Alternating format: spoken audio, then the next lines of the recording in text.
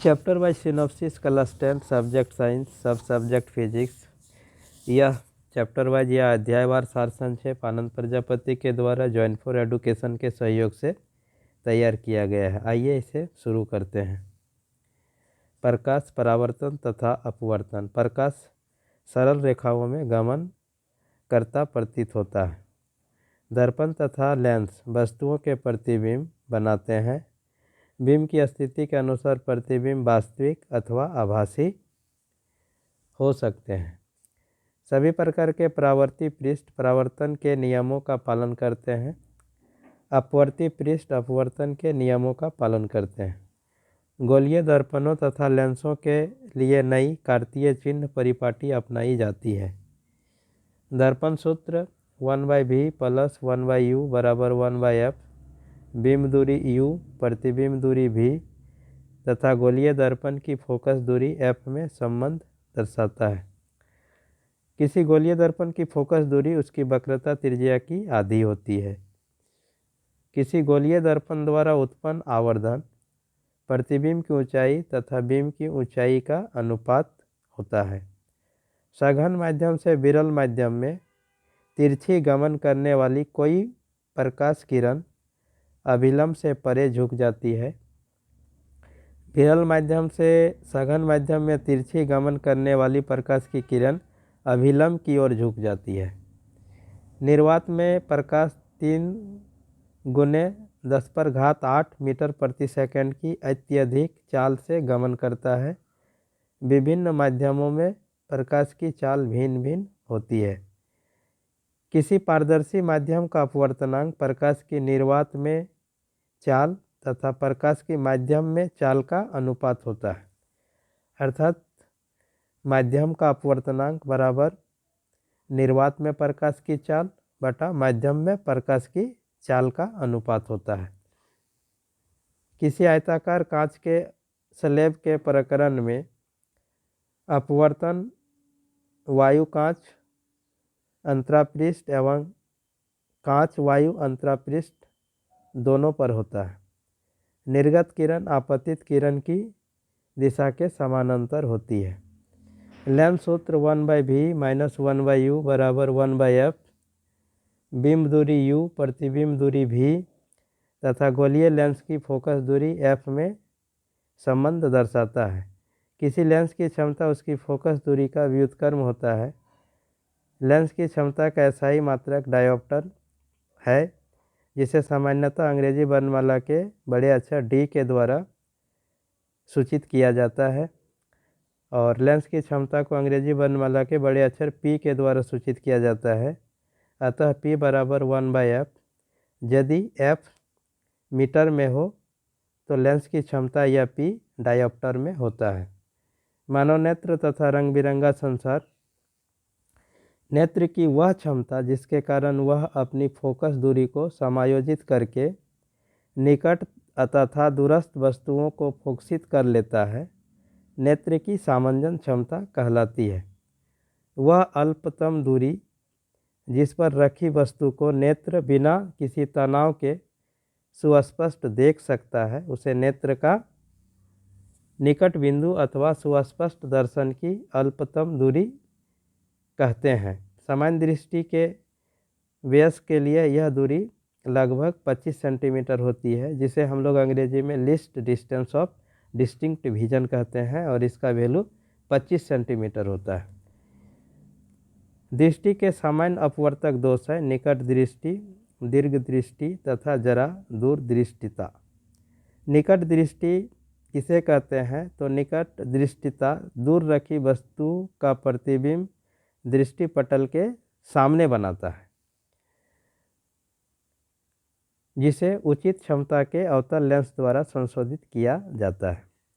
दीर्घ दृष्टि जिसे हम लोग दूर दृष्टिता भी कहते हैं, पास रखी वस्तुओं के प्रतिबिंब दृष्टिपटल के पीछे बनाता है। इसे हम लोग ऐसे भी समझ सकते हैं कि दीर्घ दृष्टि दोष से ग्रसित व्यक्ति दूर की वस्तु को साफ साफ लेकिन निकट की वस्तु को साफ साफ नहीं देख पाता है। ऐसे दोष को उचित क्षमता के उत्तल लेंस द्वारा संशोधित किया जाता है। वृद्धावस्था में नेत्र की सामंजन क्षमता घट जाती है। श्वेत प्रकाश का इसके अवयवी वर्णों में विभाजन विक्षेपण कहलाता है, या जिसे हम लोग डिस्पर्सन ऑफ लाइट भी कहते हैं।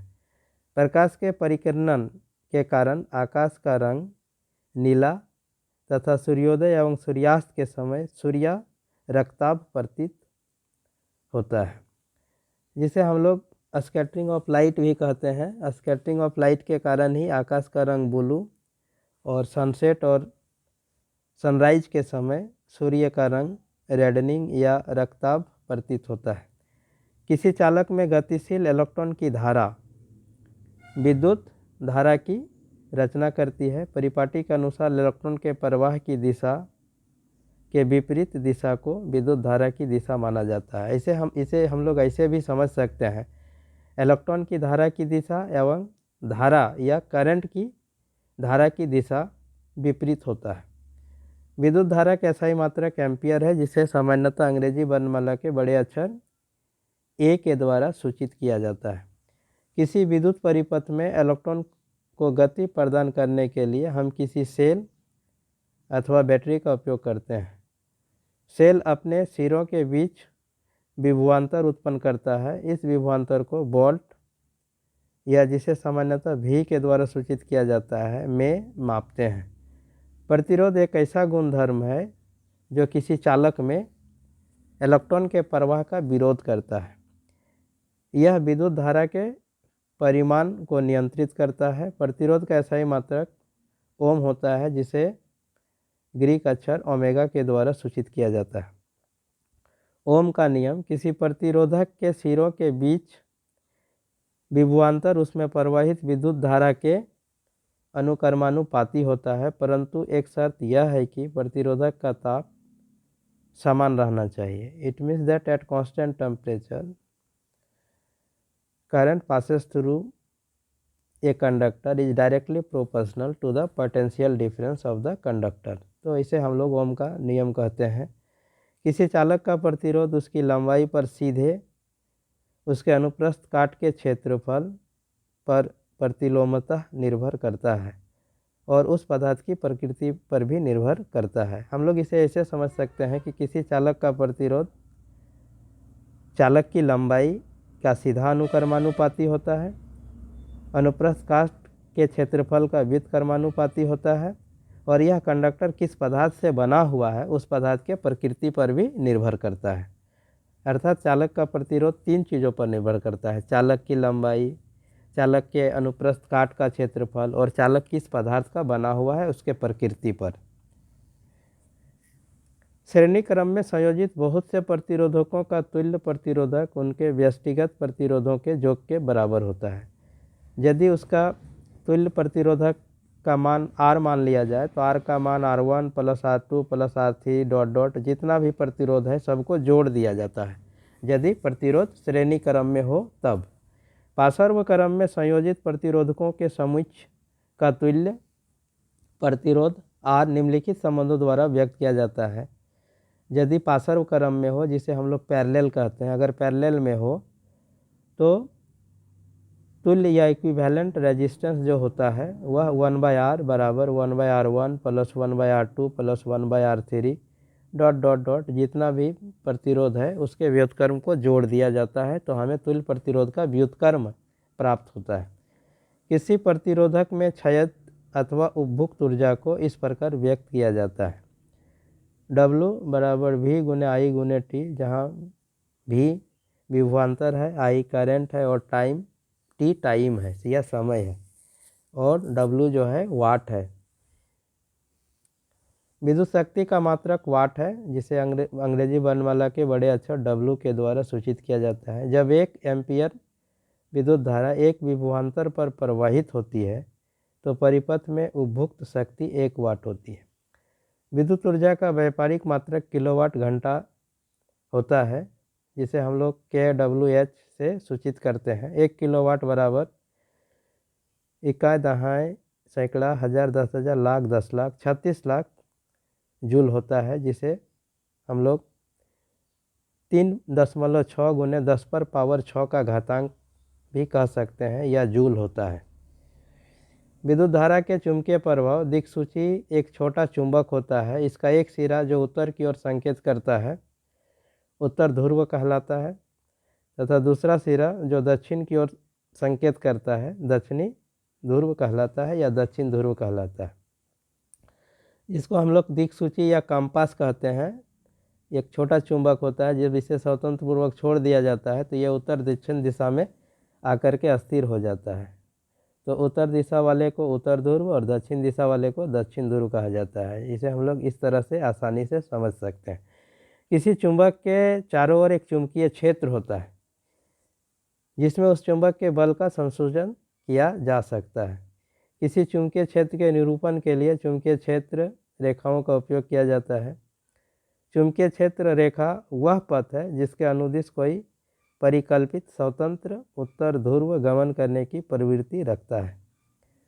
चुंबकीय क्षेत्र के किसी बिंदु पर क्षेत्र की दिशा उस बिंदु पर रखे उत्तर ध्रुव की गति की दिशा द्वारा दर्शाई जाती है। जहाँ चुंबकीय क्षेत्र प्रबल होता है वहाँ क्षेत्र रेखाएं एक दूसरे के निकट दिखाई जाती है। किसी विद्युत धारावाही धातु के तार से एक चुंबकीय क्षेत्र संबद्ध होता है।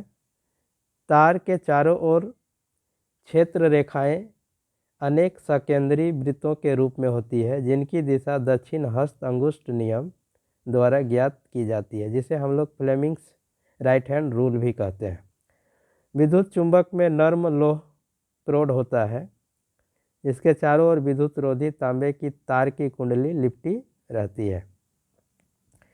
कोई विद्युत धारावाही चालक चुंबकीय क्षेत्र में रखे जाने पर बल का अनुभव करता है।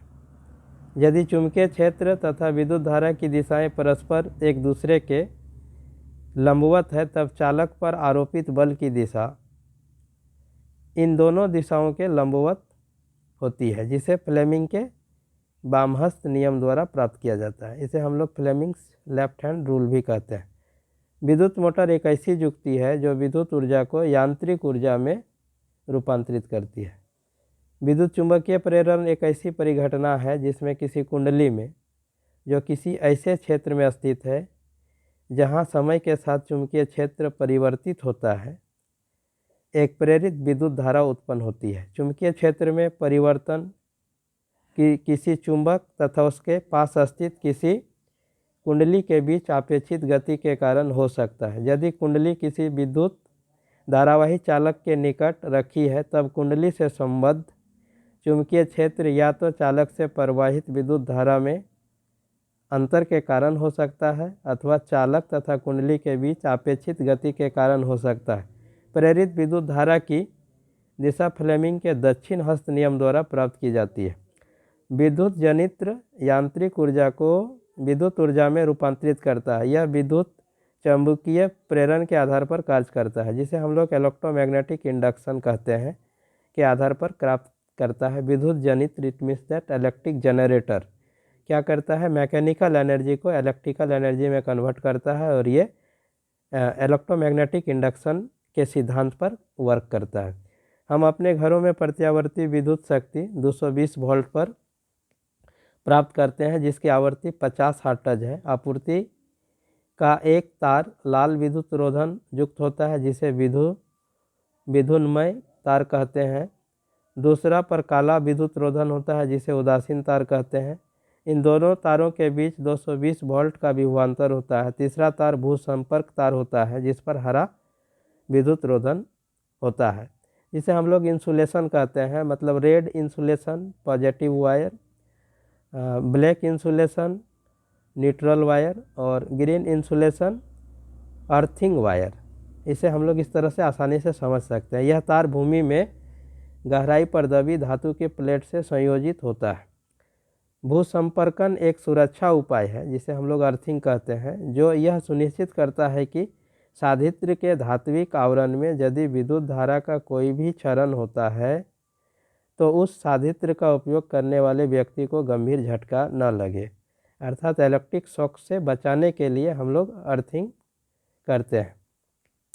विद्युत परिपथों की लघुपथन अथवा अतिभारण के कारण होने वाली हानि से सुरक्षा की सबसे महत्वपूर्ण युक्ति फ्यूज है, अर्थात फ्यूज के द्वारा हम लोग ओवरलोडिंग और को से बच सकते हैं या इलेक्ट्रिक शॉक से बच सकते हैं, या यदि ज़्यादा करंट आता है उससे बचने के लिए हम लोग इलेक्ट्रिक सर्किट में फ्यूज लगाते हैं। इस तरह से हम लोग इसको ऐसे समझ सकते हैं। इस तरह से यह अध्यायवार संक्षेप पूरा हो जाता है।